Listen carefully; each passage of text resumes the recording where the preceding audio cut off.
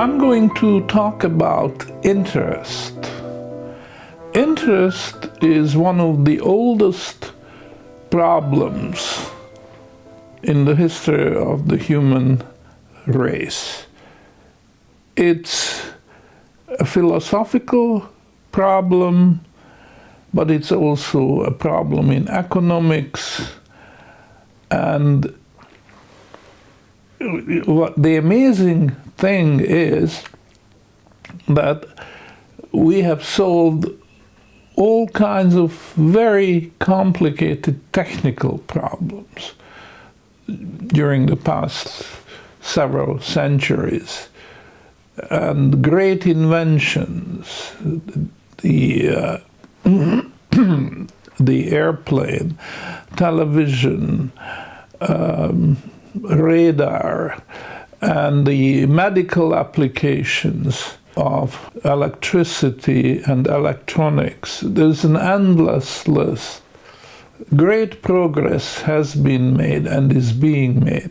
The amazing thing is that when it comes to interest, we just don't see any great progress. In fact, we have to plead ignorance today, just as they could plead ignorance during the Middle Ages and throughout the past few centuries. We just don't know. And factions of economists on various sides of the interest issue fighting one another, one claiming that the source of interest is time preference, by which they mean that human beings value present goods more highly than they value future goods.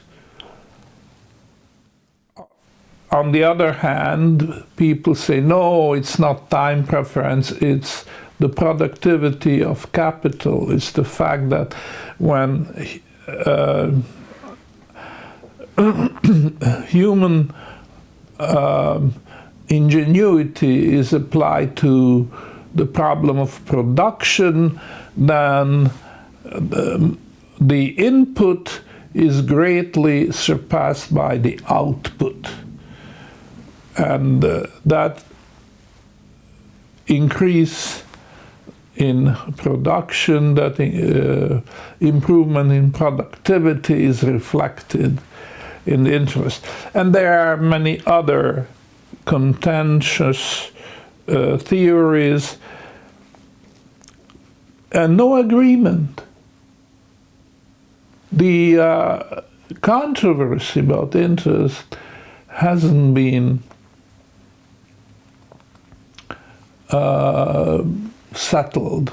We are very far from it.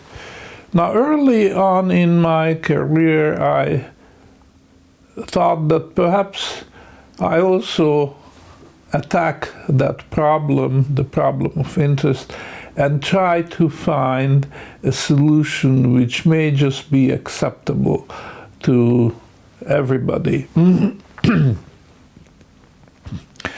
And the idea which I have come up with and which I'm about to write down in a book form, and the book is going to be published in German, because after all,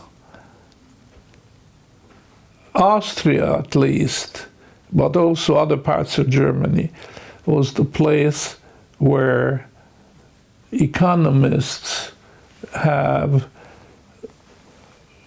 gone out and beaten new paths, and the ground is promising, it's fertile, and I am following. My hero is Carl Menger, an Austrian who lived in the 18th century. He died in 1921, and he is considered as the father of Austrian economics. And I took the ideas of Menger and applied them to the problem of interest. Menger himself has never written a book or even a paper on the problem of interest, but he laid out all the parts which you need. You just have to put them together and you come up with a coherent explanation of interest. And that's what I'm trying to do. And the basic idea which is new is that there is a connection between interest and gold. You cannot understand interest unless you bring it together with gold. And the reason is very simple. The reason is that gold can be hoarded and it can be dishoarded. You can build up a capital in gold by putting small pieces together, and then you have your capital. But you can also, when you are old and you want to overcome the problems of old age, then you can take golds bits by bits, and sell them the bits and survive in this way. So gold has this property that you can hoard and dishoard it most efficiently. So that's how the theory of interest should start.